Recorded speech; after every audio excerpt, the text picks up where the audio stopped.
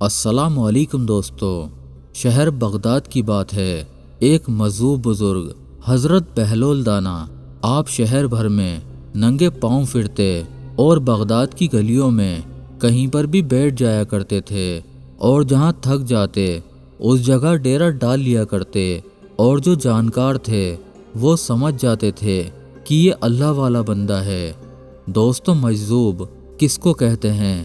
جس کی یاد الہی میں عقل فنا ہو گئی، ختم ہو گئی، اللہ کے ذکر میں اور اللہ کی یاد میں اپنے آپ کو فنا کر دیا تو اس کے اوپر شریعت کا قلم نہیں ہوتا۔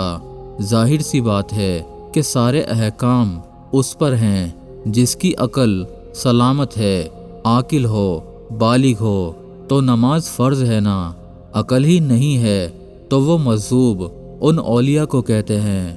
لیکن ان کے بارے میں حدیث مبارکہ میں ہے، اللہ کے نبی صلی اللہ علیہ وسلم نے فرمایا، وہ ایسے بندے ہیں کہ اگر اللہ کو کسی بات کی قسم دے دیں تو اللہ تعالیٰ ان کی قسم پوری کرتا ہے۔ سبحان اللہ۔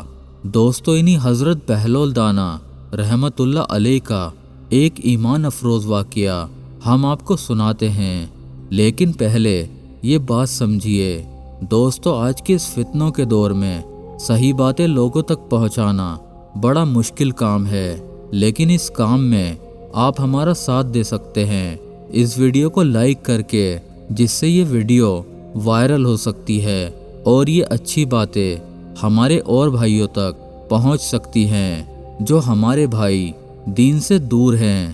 اگر کسی کے دل میں یہ بات اتر گئی تو ہم سب کا بیڑا پار ہو جائے گا انشاءاللہ۔ آگے آپ کی مرضی۔ دوستو، کہتے ہیں کہ ایک دن حضرت بہلول دانا رحمت اللہ علیہ دریائے دجلہ کے کنارے گیلی ریت کی ڈھیریا بنا رہے تھے، اور خلیفہ ہارون رشید کی بیوی ملکہ زبیدہ اپنے محل کے جھروکے سے بڑی ہی دھیان سے انہیں دیکھ رہی تھی۔ وہ مٹی کے ڈھیر بناتے اور پھر خود ہی اسے مسمار کر دیتے تھے۔ ملکہ زبیدہ جھروکے سے اتر کر اپنی سہیلیوں کے ہمراہ دریا کے کنارے آ گئی اور پوچھنے لگی، بہلول کیا کر رہے ہو؟ بہلول نے کہا، جنت کے محل بنا رہا ہوں۔ ملکہ نے سوال کیا کہ اگر کوئی تم سے یہ محل خریدنا چاہے تو کیا تم فروخت کرو گے؟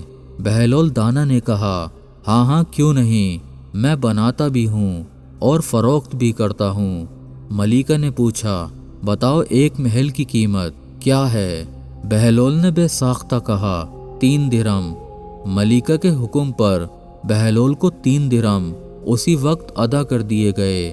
محل میں پہنچ کر ملکہ نے اپنے شوہر ہارون رشید کو یہ واقعہ سنایا، جسے خلیفہ نے مذاق میں ٹال دیا۔ لیکن رات کو جب وہ سویا تو خواب میں ہارون رشید نے جنت کے مناظر دیکھے، جس میں سرخ یاقوت کے ایک محل پر اس نے ملکہ زبیدہ کا نام بھی لکھا ہوا دیکھا۔ ہارون رشید نے سوچا کہ دیکھو تو صحیح، یہ میری بیوی کا گھر ہے۔ وہ محل میں داخل ہونے کے لیے جیسے ہی دروازے پر پہنچا تو دربان نے اسے روک دیا۔ خلیفہ ہارون رشید کہنے لگا، اس پر تو میری بیوی کا نام لکھا ہے، اس لیے مجھے اندر جانا ہے۔ دربان نے کہا، نہیں نہیں، یہاں کا دستور الگ ہے، جس کا نام ہوتا ہے صرف اس کو ہی اندر جانے کی اجازت ہوتی ہے، لہٰذا آپ کو داخل ہونے کی اجازت نہیں ہے۔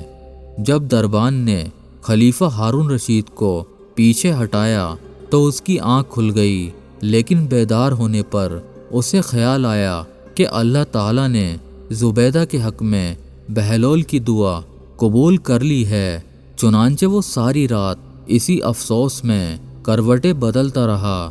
اگلی شام وہ بہلول کو تلاش کرنے کے لیے دریا کے کنارے پہنچا۔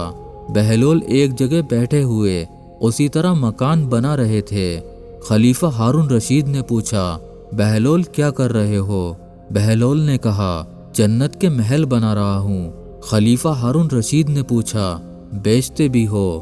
تو بہلول دانا نے کہا، ہاں ہاں، کیوں نہیں، میں بناتا بھی ہوں اور فروخت بھی کرتا ہوں۔ ہارون رشید نے سوال کیا کہ بتاؤ ایک محل کی قیمت کیا ہے؟ بہلول دانا نے جواب دیا تیری پوری سلطنت۔ خلیفہ ہارون رشید نے کہا اتنی قیمت تو میں نہیں دے سکتا، کل تو آپ 3 درہم کے بدلے دے رہے تھے اور آج پوری سلطنت مانگ رہے ہیں۔ بہلول دانا نے کہا خلیفہ کل بن دیکھے معاملہ تھا اور آج تم محل دیکھ کر آئے ہو۔ خلیفہ یہ سن کر مایوسی سے گھٹنوں کے بل بہلول دانا کے سامنے بیٹھ گیا اور کہنے لگا حضرت آپ مجھ سے میری ساری سلطنت لے لیں لیکن مجھے ایک محل دے دیں۔ جب بہلول دانا نے خلیفہ کی عاجزی دیکھی تو کہا میں تمہاری اس سلطنت کا کیا کروں گا؟ اس سلطنت کی محبت تو بہت سارے گناہوں کی جڑ ہے، جاؤ اپنی سلطنت اپنے پاس رکھو، میں اس محل کو بھی تمہارے لیے صرف 3 درہم میں فروخت کرتا ہوں۔